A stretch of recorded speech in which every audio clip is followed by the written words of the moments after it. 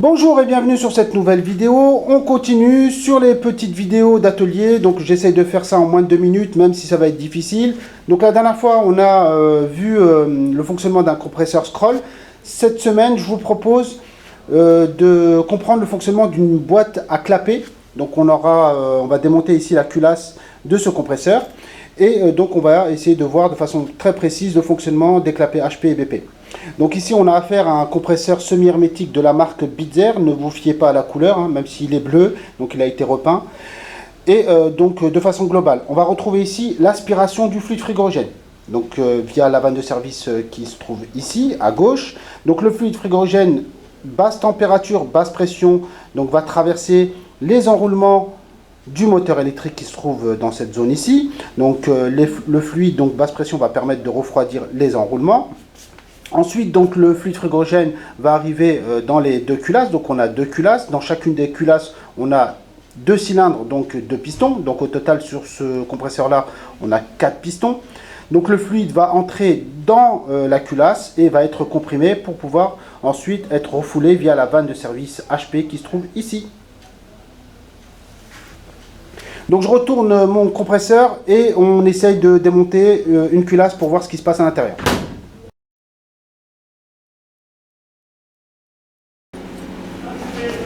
Donc voici la partie qu'on va démonter. Donc ici on va démonter cette culasse. Je remercie Karim qui est un étudiant de première bac pro FCA et qui m'a donné un coup de main. Donc là on va démonter les boulons qu'il y a tout autour de la culasse. Donc on démonte ça avec une clé de 17. C'est assez simple. Et donc on va voir ce qui se passe à l'intérieur.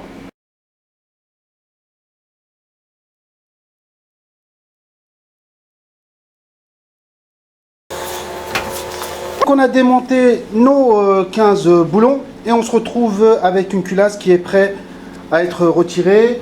Donc là on a une petite languette à ce niveau-là qui nous permet de taper avec le marteau pour la retirer plus facilement.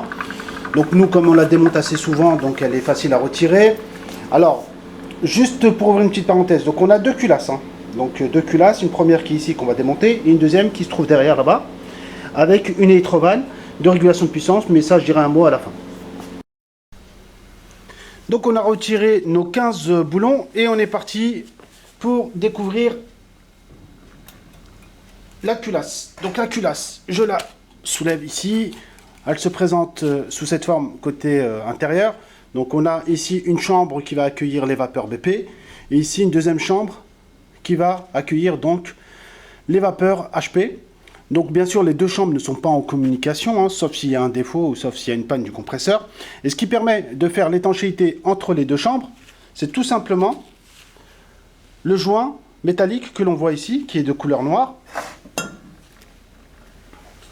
Et donc ce joint est très important car c'est lui qui permet donc de réaliser l'étanchéité entre les deux chambres. Donc ici en partie supérieure on va avoir du fluide à la pression BP et en partie inférieure du fluide à la pression HP. Donc lorsqu'on démonte une culasse comme ça, c'est très important de bien vérifier que le joint est en bon état. Voilà. Donc maintenant on peut dire un mot sur la plaque à clapet. Donc ici on retrouve une plaque avec les soupapes de refoulement et les soupapes d'aspiration. Cette plaque est retenue via ces deux goupilles, attention, elles sont démontables et donc vous pouvez les perdre facilement. Elles sont très importantes pour pouvoir remonter l'ensemble à la fin de l'intervention. Donc dans un premier temps, le fluide frigorigène à la pression BP va arriver par cet orifice. Donc il va remplir la chambre, la culasse, donc côté BP. Ensuite, le fluide va traverser les soupapes d'aspiration, donc on en a 4, on les voit ici, 2 par cylindre, puisqu'on a dit qu'on avait 2 pistons. Une fois que le fluide est comprimé, il va traverser donc les soupapes de refoulement, donc on les reconnaît assez facilement puisqu'elles sont renforcées. Et donc le fluide frigorigène va être ensuite envoyé vers cet orifice ici, qui est relié à la vanne de service HP, et ensuite donc le fluide va sortir du compresseur. Donc je vais démonter la plaque et on va voir ce qu'il y a en dessous. Allez, donc voici la plaque à clapper de plus près. Donc on retrouve ici les soupapes de refoulement, côté pile, et côté face, on retrouve les 4 soupapes d'aspiration. Donc on voit ici que les soupapes, ce sont des lamelles vraiment très fines et qui vont se déformer vers le bas lorsque le piston va descendre dans le cylindre.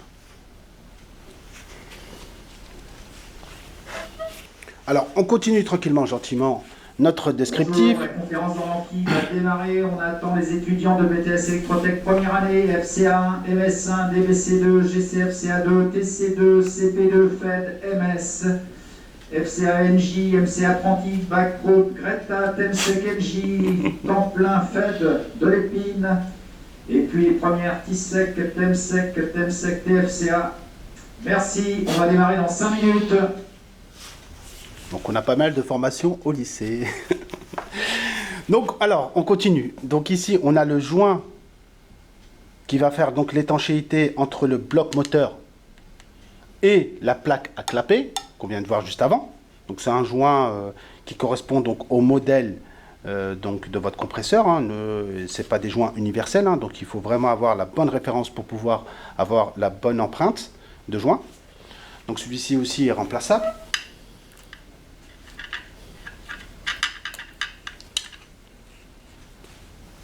Et donc voilà le joint de plus près. Donc de la même façon, lorsqu'il y a un défaut d'étanchéité du compresseur, souvent c'est que le joint est déchiré ici.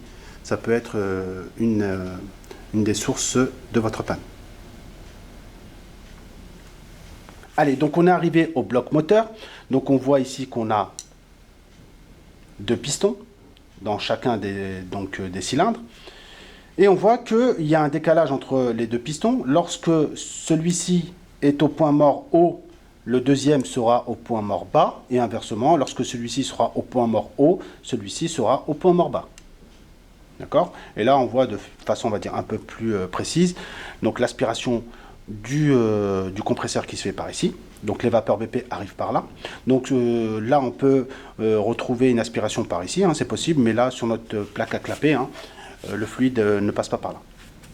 Donc il passe par ici et ensuite lorsqu'il est comprimé, donc il traverse les soupapes de refoulement et il est refoulé via cet orifice ici.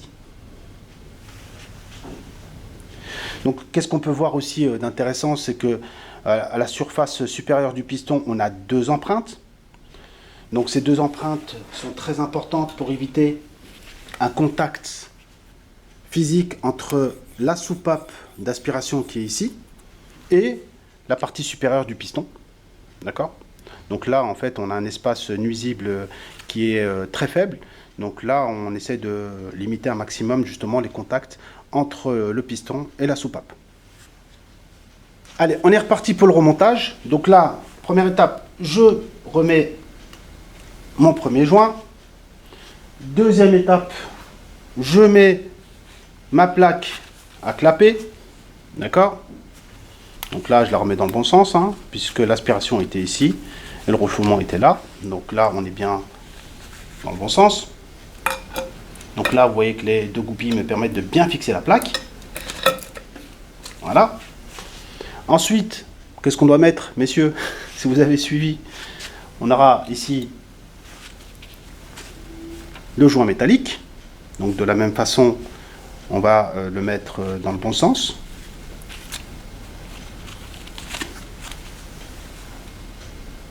Voilà.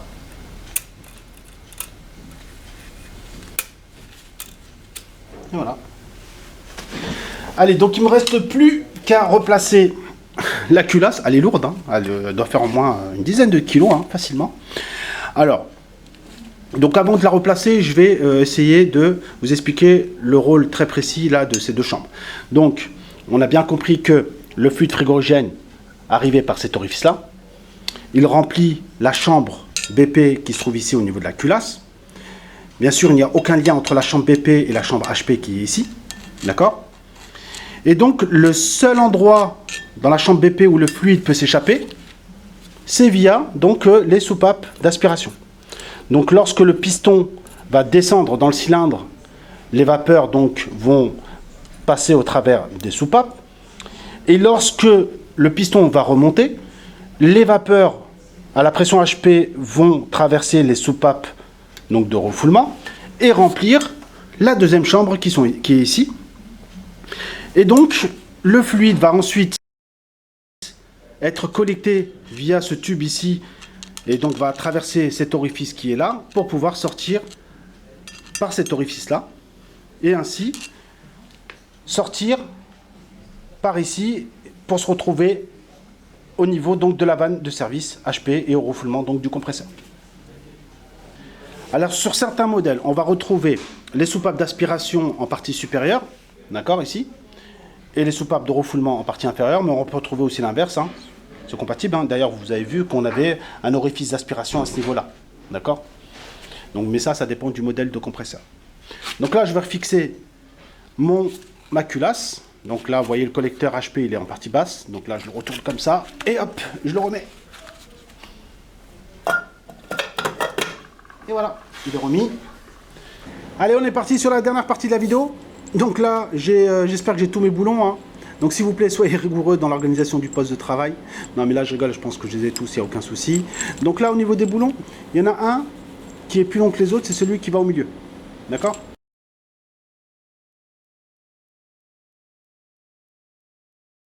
Ils sont tous là, j'en ai perdu aucun, c'est parfait. Donc maintenant au niveau du serrage, donc deux choses très importantes. Donc il va falloir serrer progressivement tous vos boulons. Donc pour que vos deux joints soient plaqués et soient serrés, comprimés de façon homogène et uniforme. Donc sinon vous avez un risque de fuite. Et deuxième chose, c'est important de finaliser votre serrage au couple de serrage donc préconisé par le fabricant. Et pour cela, il vous faudra une clé dynamométrique.